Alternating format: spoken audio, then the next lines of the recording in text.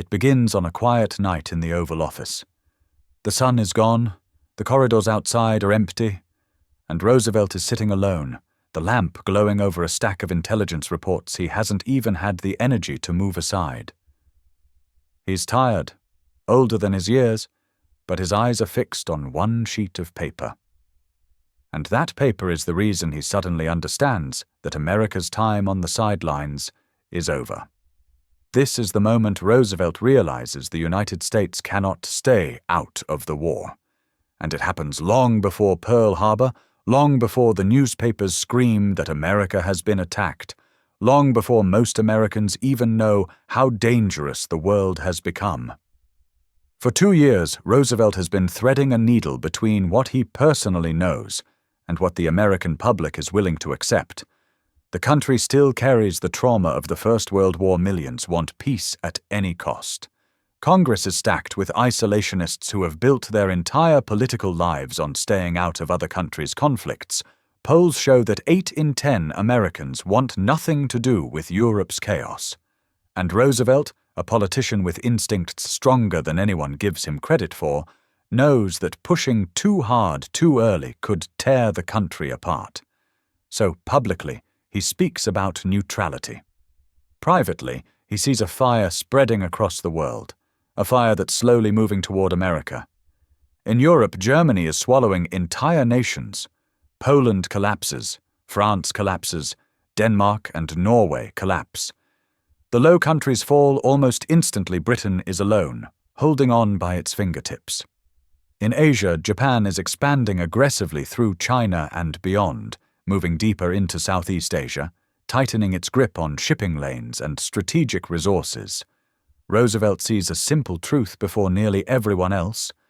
If both Germany and Japan dominate their regions, America will face the most powerful authoritarian partnership the world has ever seen. 2 oceans won't be enough to save them. Geography won't be enough. Hope definitely won't be enough. And then comes the intelligence report, the one that hits Roosevelt harder than any battlefield loss, because it confirms what he feared in the quietest corners of his mind. American codebreakers intercept a set of messages outlining Germany's strategic plans for the Atlantic. The messages describe not only future intentions, but the mindset Germany is carrying into the next phase of the war. They reveal that the Atlantic will not remain neutral indefinitely. They reveal that Germany is preparing to push its influence right up to America's doorstep if Britain falls. And somewhere in those decoded lines, Roosevelt sees the sentence that changes everything for him. America isn't watching a war. America is already inside the gravitational pull of it. He leans back in his chair and reads the message again. The room feels smaller. The quiet feels heavier. There is no denying it anymore. Neutrality is a temporary illusion. If Britain collapses, the entire Atlantic becomes a hostile zone. If Japan moves deeper into the Pacific, American territories, trade routes, and allies become exposed. And even if the United States stays technically neutral, the global balance of power will reshape the world in a way that threatens American survival anyway. This is the psychological turning point for Roosevelt. His advisors will talk about strategies, trade embargoes, naval patrols, and diplomatic warnings. But Roosevelt is dealing with something deeper, the realization that his presidency is about to become defined by decisions that will send American families into fear again. He remembers the generation that fought in the First World War. He remembers the mothers who lost sons. He remembers promising the country he would never rush them into another conflict, and yet here he is, staring at a page that tells him he doesn't have a choice anymore. The moment becomes even sharper when he thinks about Britain. Churchill is fighting with everything he has, but fighting alone. If Britain collapses, Germany gains control of one of the greatest navies in human history, and that navy, combined with German submarines already prowling the Atlantic, could make the ocean a hostile barrier between America and the rest of the free world. Roosevelt understands that once that happens, America doesn't get to decide whether it joins the conflict. The conflict will simply arrive on its shores, and by then, it will be too late. Roosevelt calls a late-night meeting with his closest advisors. They gather in the Oval Office, expecting a routine briefing. Instead, they see a president who looks like he has just seen the future. And it's darker than anything they predicted. Roosevelt explains the intelligence. He explains what it means for the Atlantic, for Britain, for the balance of power, and then he says something that stays with the men in that room for the rest of their lives. If we don't act now, we won't be acting at all. We'll be reacting, and by then, the choice won't be ours anymore. From this moment on, Roosevelt's strategy shifts. It's subtle at first because he still has to navigate Congress and an American public deeply suspicious of overseas entanglements. But behind the scenes, everything accelerates. He begins pushing the boundaries of what neutrality can legally mean. He authorizes the expansion of the Navy, he increases military production, he starts coordinating with British intelligence, and most importantly, he puts forward the Lend-Lease Act, a law that allows the United States to supply Britain with weapons, ships, and materials without technically entering the conflict. Critics call it the most dangerous step toward war. Roosevelt smiles politely and signs it anyway, because he knows the truth. This is the only thing keeping Britain alive. He sends military advisors to evaluate the Pacific. Reports come back warning that Japan is preparing for something aggressive. The occupation of French Indochina, the pressure on the Dutch colonies, the desire for oil and resources, all signs point to a confrontation. Eventually, Roosevelt realizes that the European and Pacific conflicts aren't separate. They're two halves of a global storm, and America is standing right between them. The intelligence report wasn't an isolated warning. It was the beginning of a pattern. Then the submarine incidents begin.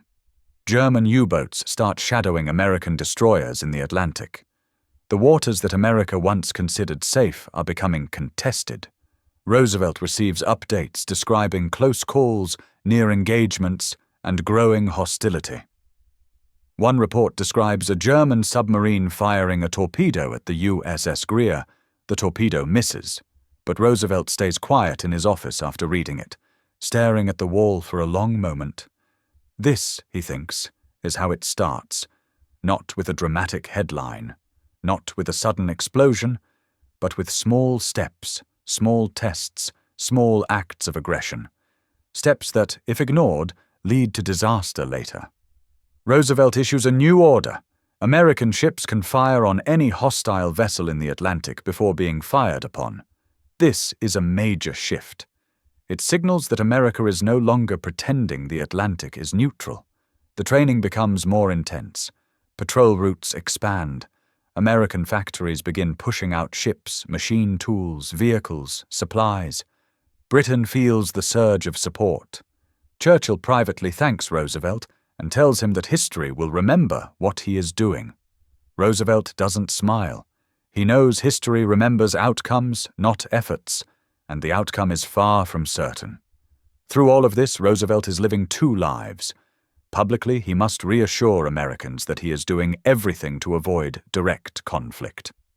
Privately, he tells his closest allies that entry is only a matter of time. He writes letters to Churchill hinting that America's support will only grow stronger. He meets with military planners to discuss long-term strategy. He even begins organizing secret talks between American and British officers to align their future operations. Everything is moving toward an unspoken understanding. America is preparing for the inevitable. There's a moment when Roosevelt is meeting with his naval advisors and studying a map of the Atlantic. Pins mark German submarine sightings. Pins mark shipping routes. Pins mark the positions of American destroyers. And the pattern becomes clear. The Atlantic is tightening. The ocean that once insulated the United States is shrinking, becoming contested, becoming dangerous.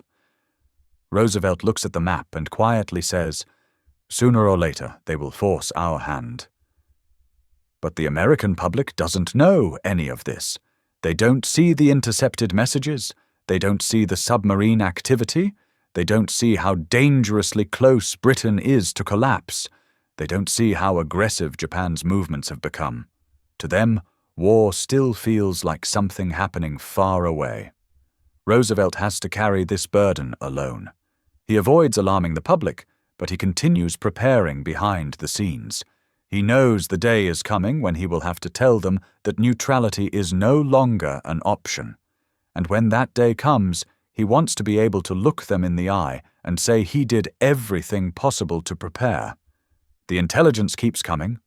Messages about German naval production accelerating, reports about U-boat wolf packs adapting their tactics, updates on Japan's resource acquisitions and their demands on neighboring nations. Each new report reinforces the same truth that hit Roosevelt that quiet night in the Oval Office. America's window for staying out is closing, and eventually it will slam shut. His closest advisers later said that Roosevelt carried the weight of inevitability. He walked differently. He spoke differently.